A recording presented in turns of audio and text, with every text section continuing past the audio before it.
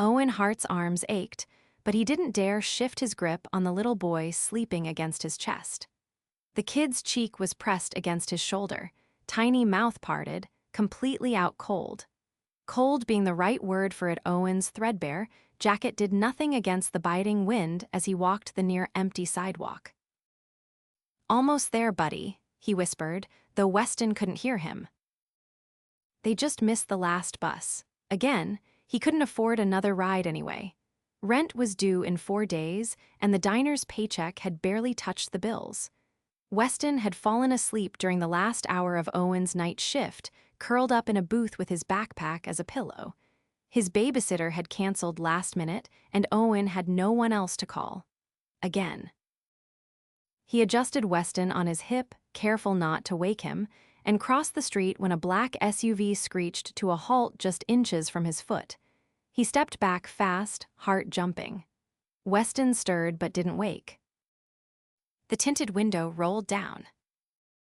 "Are you okay?" a woman's voice, smooth, sharp, like something expensive. Owen blinked at the woman behind the wheel. She had her hair pulled back in a sleek ponytail, diamond studs in her ears, a trench coat that probably cost more than his rent, and eyes that studied him too carefully. "I'm fine," he muttered and started walking. "Wait," she called out, opening her door and stepping out. "It's freezing. Let me give you a ride." "I don't take handouts." "It's not a handout," she said, walking toward him like she wasn't in heels on icy pavement. "It's common decency. That child's shivering." Owen swallowed. Weston's jacket was too thin. "I'm serious," she said, softer now. "Where are you headed?" He hesitated. "South Side, near Franklin and 3rd. Her eyes didn't even flicker. "I'll take you." "I don't know you." "And don't know you," she replied, "but I'm not leaving you to freeze out here." A beat passed. Weston whimpered in his sleep, his fingers clutching Owen's jacket. Owen sighed. "Fine." She opened the back door. "Here," she said gently, "you can lay him down across the seats." Owen climbed in carefully, laying Weston across the warm leather. The heater blasted. It felt like heaven. She slid behind the wheel. "I'm Juliet Nolan." He didn't offer his name right away. He just stared out the window as she pulled into traffic. The car was silent, except for the soft hum of classical music playing low. "You always pick up strangers on the street?" he asked finally. "Only the ones carrying sleeping kids in the cold after midnight." He glanced at her, and she smiled quick, real. "I'm Owen," he said. "Nice to meet you, Owen." He looked at her again. There was something about her sharp, sure, but kind. Like she was used to making decisions and having people listen. She drove with confidence, like she owned not just the car, but the road. "You live around here?" he asked. "Not really. Was coming from a late dinner meeting uptown." "Fancy." "Very," she said with a shrug, not bragging, just stating fact. They pulled up to his building, old, cracked bricks, one flickering streetlight. "This is it," he said. She parked and turned to him. "Do you need help getting him upstairs?" He almost said no, but his arms were like lead. "Yeah, thanks." She followed him inside, carrying Weston's backpack. The elevator was busted, so they took the stairs up 3 flights. Juliet didn't complain once. She just kept pace, heels clicking. Owen unlocked the door. The apartment was tiny, 1-bedroom, kitchen the size of a closet. Clean, but worn. He laid Weston on the old pull-out couch and pulled a blanket over him. Juliet stood near the door, watching quietly. "Thanks," he said, "for the ride and everything." She nodded. "He's a beautiful kid." "Yeah," Owen said, brushing Weston's hair back. "He's my whole world." There was a silence, not awkward, just full. "Do you need anything?" she asked suddenly. He frowned. What? I mean it, food, blankets, anything. We're fine. She didn't push, just gave a nod. Well, good night, Owen. He walked her to the door. Hey, he said before she left, why'd you really stop tonight? She met his eyes. Because you looked like someone who always does everything alone, and I know what that feels like. And then she was gone. The next day, Owen couldn't stop thinking about her. He told himself it was just because no one had ever helped him like that. That's all. But then she showed up again. He was leaving the diner after another shift, Weston holding his hand, when Juliet's car pulled up again. You're stalking me now, Owen asked, half joking. Juliet laughed.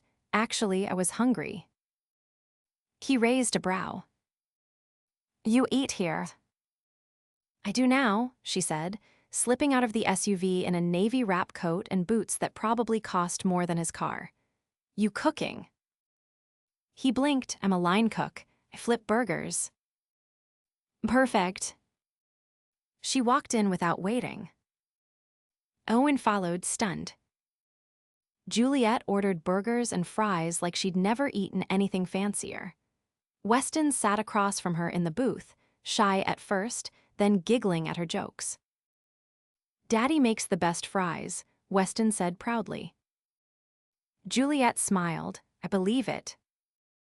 Owen watched her, something warm and confusing in his chest. She came back the next night, and the next.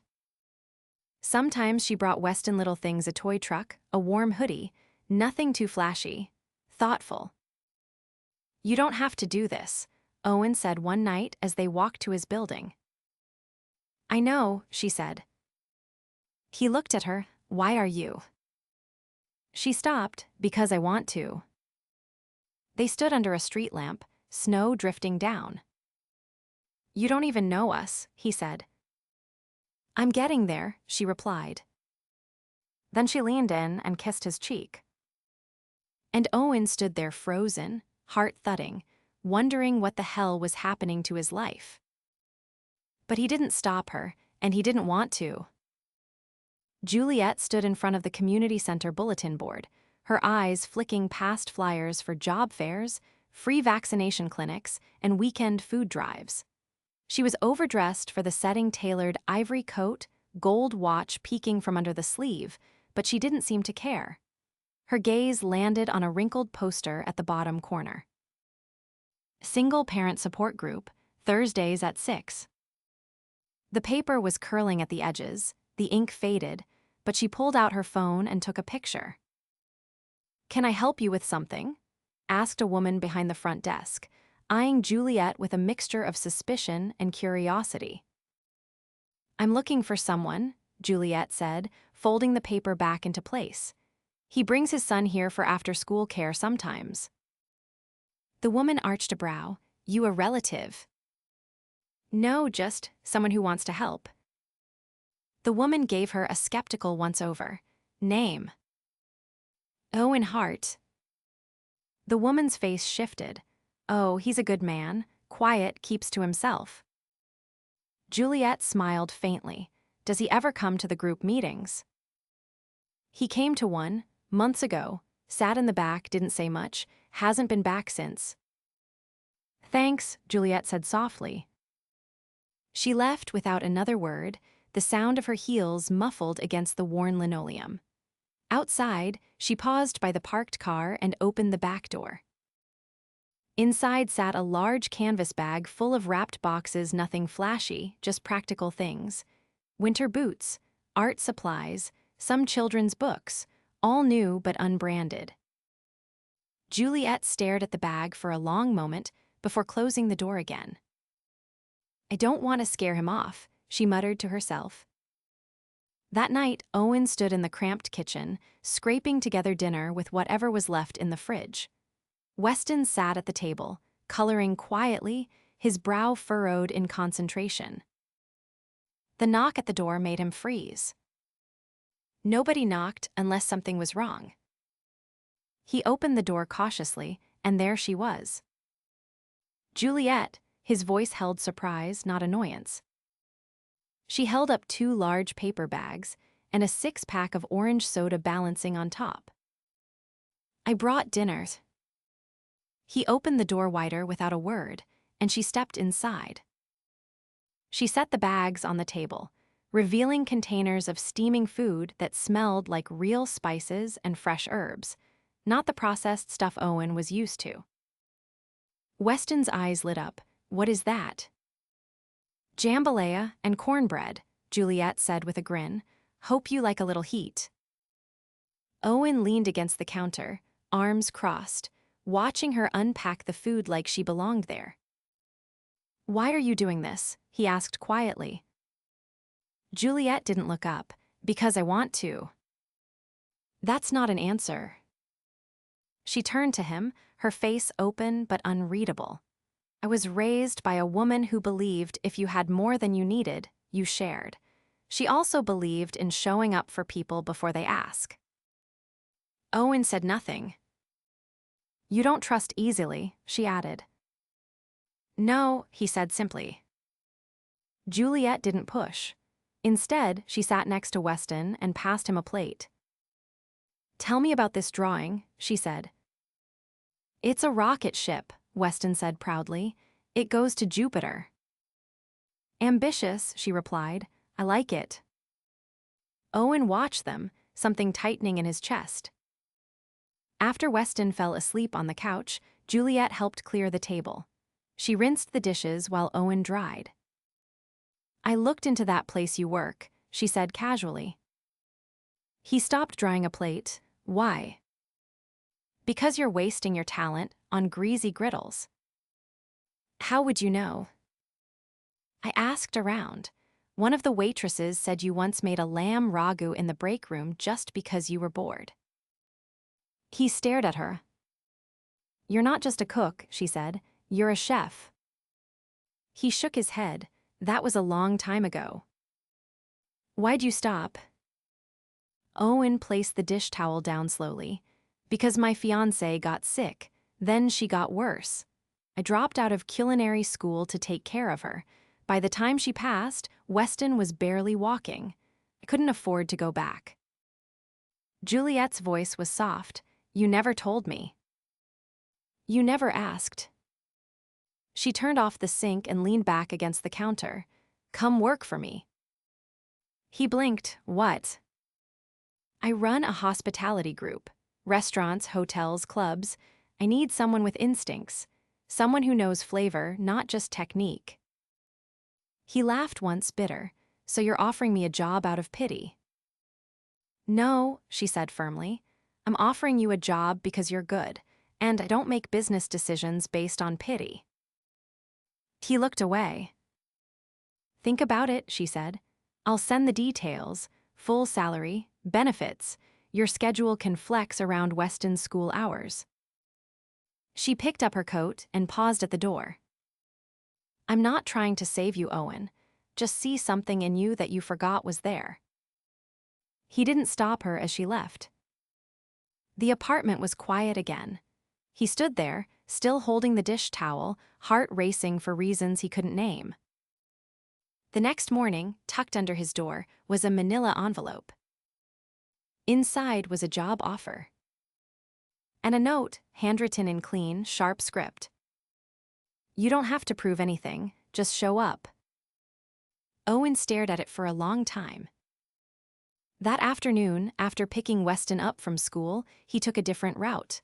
Not toward the diner, toward the address on the letterhead. He stood in the lobby of a building made of glass and steel, out of place in his worn jacket and faded jeans. A woman at the desk looked up. Can I help you? I'm here to see Juliet Nolan, he said. Do you have an appointment? She's expecting me. The woman checked her screen. One moment. After a pause, she picked up the phone, murmured something, then nodded. 34th floor, she's waiting. Owen stepped into the elevator, heart pounding. He didn't know what he was walking into. But for the first time in a long time, he wanted to find out. The kitchen of the rooftop restaurant was humming with low conversation and the rhythmic clang of pans, but Owen barely heard any of it. He stood shoulder to shoulder with chefs in crisp jackets, his own uniform still stiff from being brand new. The executive chef, a towering man with a clipped accent, pointed toward the prep station and handed him a recipe card. "You'll do the citrus glaze, don't improvise, not yet."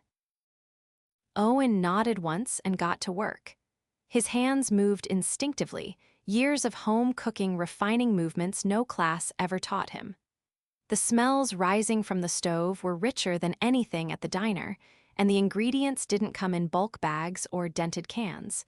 Every lemon was firm. Every bottle was imported.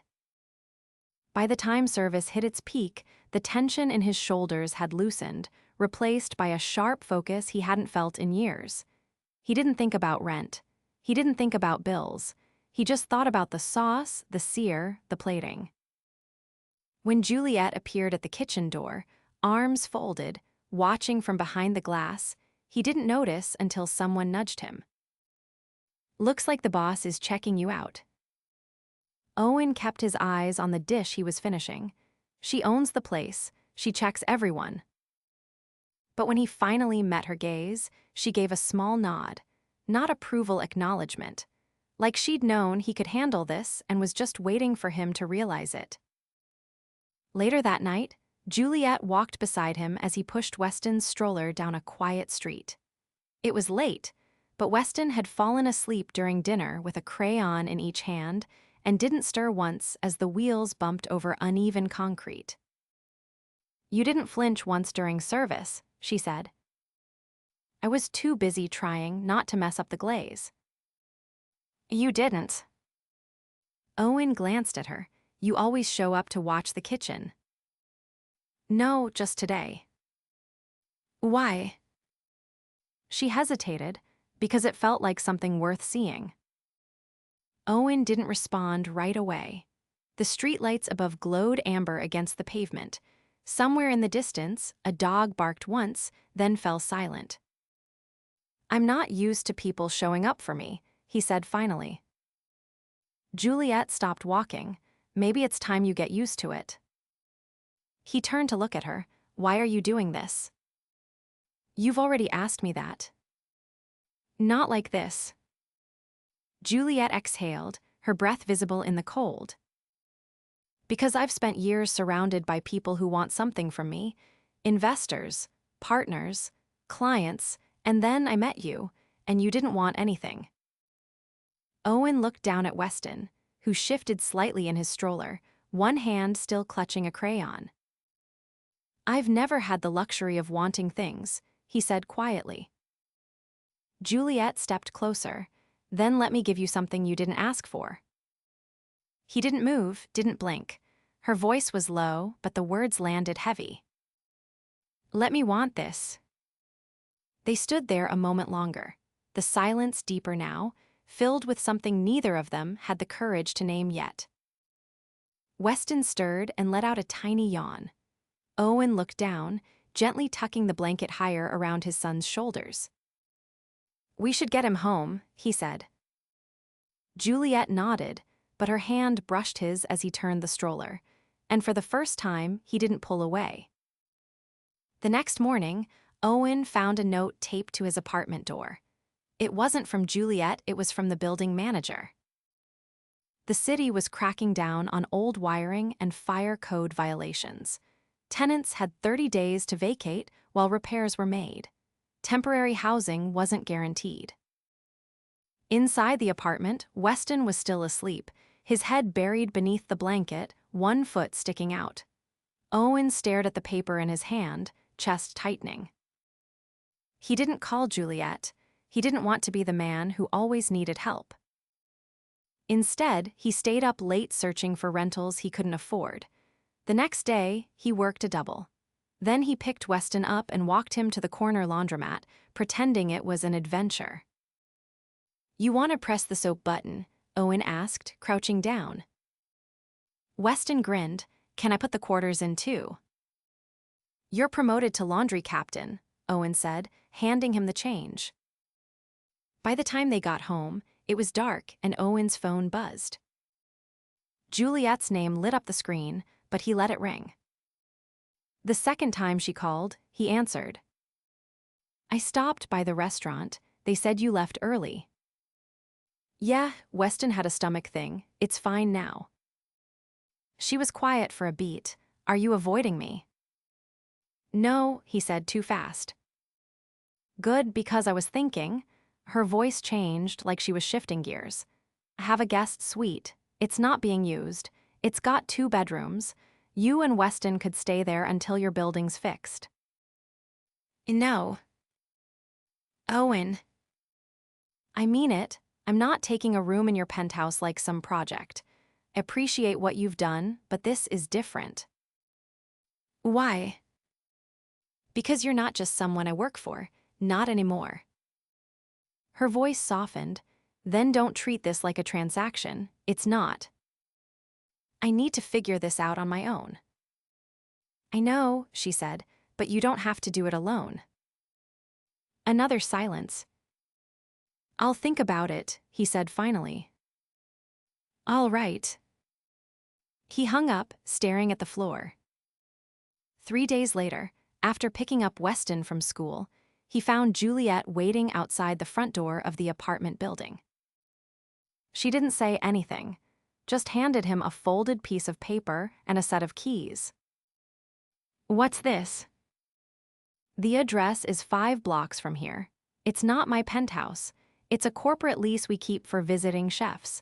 Nobody's using it for the next 3 months. Fully furnished. It's yours until your place is fixed." He looked at the keys, then at her. "You went around me." "No," she said, "I went ahead of you." He didn't say thank you. He didn't need to. She knelt next to Weston, who clung sleepily to his father's leg. "Hey, you want to help me pick out curtains for the new place?" Weston blinked up at her. "Can they have rocket ships?" Juliet smiled. "Only if they fly." Owen looked down at them both. And for the first time in years, the weight on his shoulders felt just a little lighter. Juliet stood just inside the entrance of the guest suite apartment, watching Owen adjust the curtain rod over the living room window. Weston was on the floor behind him, building a tower of mismatched blocks, one sock half off and his tongue sticking out in deep concentration. The space was modest modern furniture, clean lines, warm tones, but it felt alive now. Lived in. Real. "You know," Juliet said, stepping out of her heels and setting them neatly beside the door.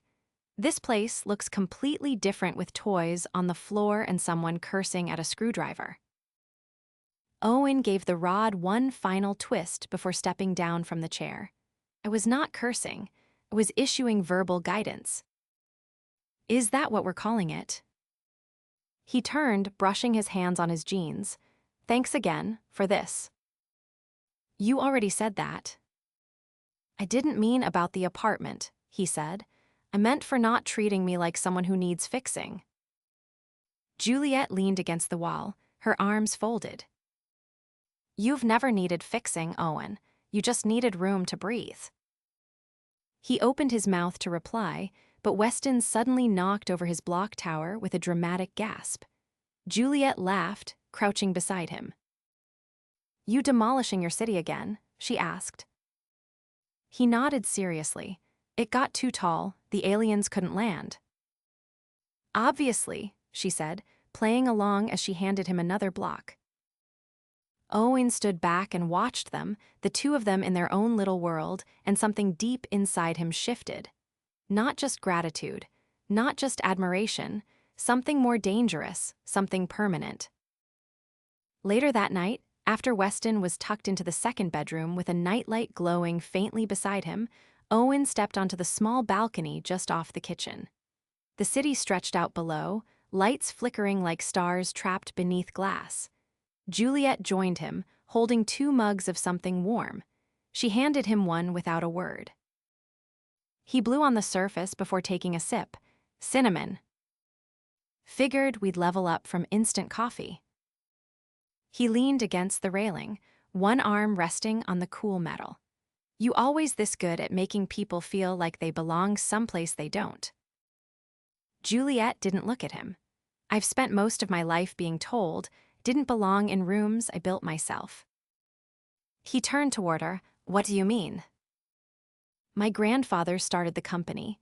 My father nearly ran it into the ground trying to expand too fast. When I took over, no one thought I'd last a year. I was 26. They said I was too soft, too emotional, that I'd sell it off or marry into a merger. Guess you proved them wrong. I didn't do it to prove them wrong, she said. I did it to prove to myself I could protect something worth saving. He was quiet for a long moment. Is that what you think I am? Something worth saving? She met his eyes. No, I think you're someone who's already done all the saving. You just forgot you can have something for yourself too. He looked away, jaw tight. I don't know how to want something that isn't about survival, he said. I've never had that luxury. Juliet stepped closer. What if it's not about luxury? She asked. What if it's just about choosing something because it makes you feel more alive? He didn't answer right away. The city buzzed below them, but up on the balcony, the air was still. I think about you, he said finally, more than I should. She reached up and touched the side of his face, fingers cool against his skin. You think Weston would be okay with that? She asked softly. He gave a short breath of a laugh. He told me yesterday he wants to build you a rocket ship. I think we're past okay. She smiled, and this time he didn't hold back. He kissed her, slow, certain, the kind of kiss that didn't ask for permission because it had already been given in 1,000 small ways. When they pulled apart, she didn't step back. Come with me to the gala next week, she said. He blinked. What? It's a company event.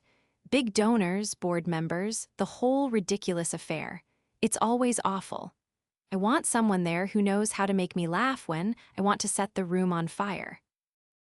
I don't own a tux. I'll take care of it. I don't know which fork to use. You'll figure it out. He hesitated. People like me don't belong at places like that. She touched his hand. Then maybe it's time places like that start changing. The night of the gala, the valet opened the car door, and Owen stepped out slowly, adjusting the cuff of the perfectly tailored black tux Juliet had arranged. Weston was with Juliet's longtime housekeeper for the evening, someone she trusted implicitly, and who Weston had already dubbed Miss Nanny Ninja for her stealthy snack deliveries. Inside the ballroom, chandeliers sparkled like ice, and every surface gleamed with polished wealth. Waiters in white gloves carried trays of champagne and truffle canapés. Juliet appeared at the top of the grand staircase in a floor-length navy gown, her hair pinned up, diamonds glinting at her ears. But Owen didn't see the money. He saw the woman who brought him food when he couldn't afford any, the woman who knelt on a sidewalk to tie his son's shoelace, the woman who stood on his side before he'd ever asked her to. She walked toward him, and the room seemed to dim around her. You clean up well, she said. I was about to say the same. They moved through the crowd together. People stared. Whispers trailed behind them, but Juliet didn't falter. One board member leaned in, trying to sound casual. Is this a business connection? Juliet's voice didn't waver. He's my partner. Owen didn't flinch. He didn't lower his eyes. He stood taller. Later in the evening, after the speeches and the handshakes, Juliet stepped outside onto the terrace, heels clicking softly on the stone. Owen followed without needing to be asked. She turned to face him. I don't care what anyone in there thinks, she said. Neither do I, he replied. Not anymore.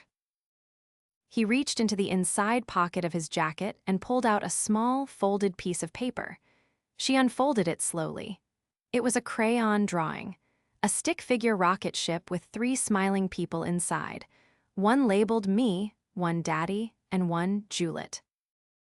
She let out a soft laugh. He spelled my name wrong. He also said he wants us to take it to the moon.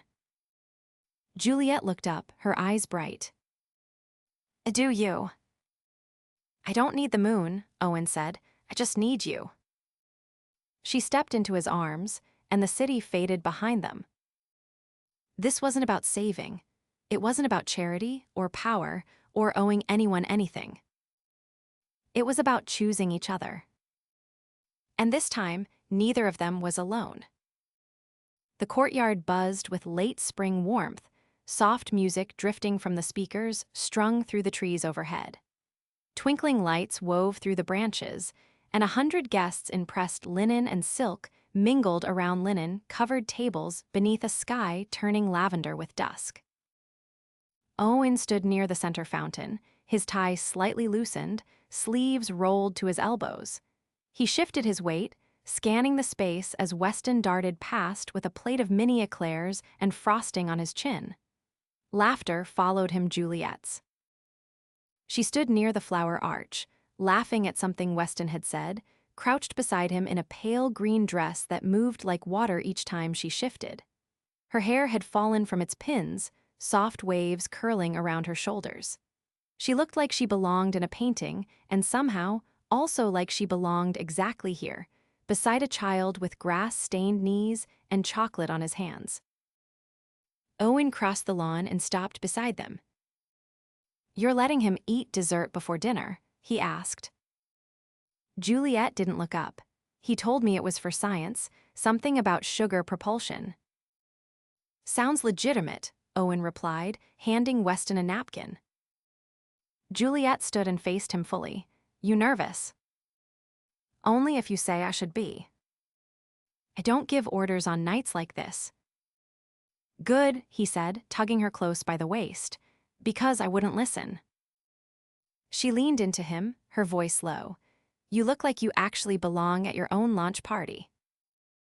"I still think the name is too much." "Hart and Nolan is direct, honest, strong, like what you built." "What we built?" Juliet nodded once. "Still hate the name." He kissed her temple, only a little. Guests trickled in and out of the converted greenhouse at the far end of the garden, the new flagship restaurant. Its glass walls glowed from within, casting golden light over the herb beds and marble walkways. Inside, Owen's team moved with precision, plating spring risottos and citrus-cured scallops, a menu he had designed from scratch. The kitchen had become his again, but this time on his terms. Juliet touched his hand. "Come with me." He followed her past the tables and into the greenhouse, nodding at the staff as they passed. In the back, tucked behind a partition of hanging plants, was a small private table set for 3. Weston's drawing of a rocket ship sat framed at its center. Owen blinked, then looked at her. "I thought it deserved a place of honor," she said. He ran a thumb along the edge of the frame. "He's going to love this." "I want him to know this is his too, that none of this happened without him." Owen looked around. "You did all this." "I wanted tonight to feel like more than a party." "It does." Juliet met his gaze, her voice quieter now. "Owen, I've built a lot of things in my life, but nothing felt like it mattered until I built it with you." He reached for her hand. "I used to think standing still meant falling behind," she said, "but you taught me that the best things happen when you stop chasing and start choosing." "You chose me," he said. She nodded, "and I'll do it again, every day." Owen stepped closer, his forehead resting gently against hers. "Marry me." Juliet's breath caught. "Owen." "I'm not asking for someday. I'm asking for now. For Weston, for us, for everything we've already built and everything we haven't yet. I don't want a perfect moment. I want a real one. This one." Juliet's eyes shimmered. "Yes."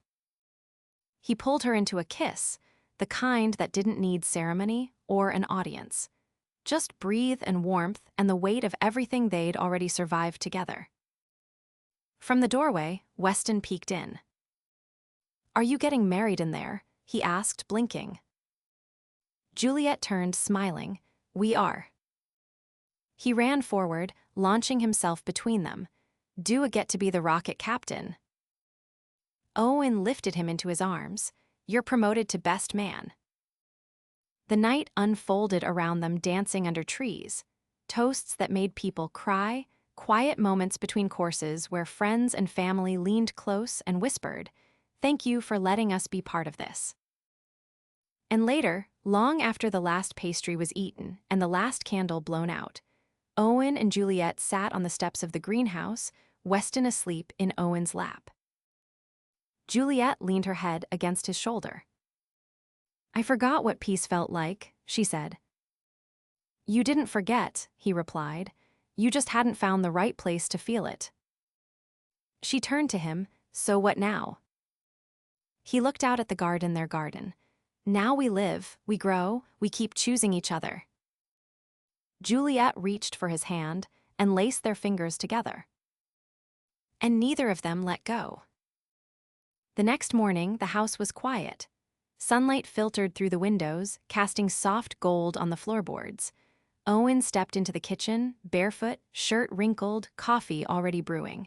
Juliet was at the table, scrolling through her tablet, her glasses slipping down her nose.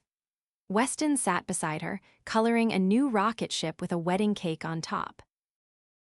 Owen set fresh plates on the table, smiling to himself. They didn't need chandeliers or grand speeches anymore. They had each other. They had home,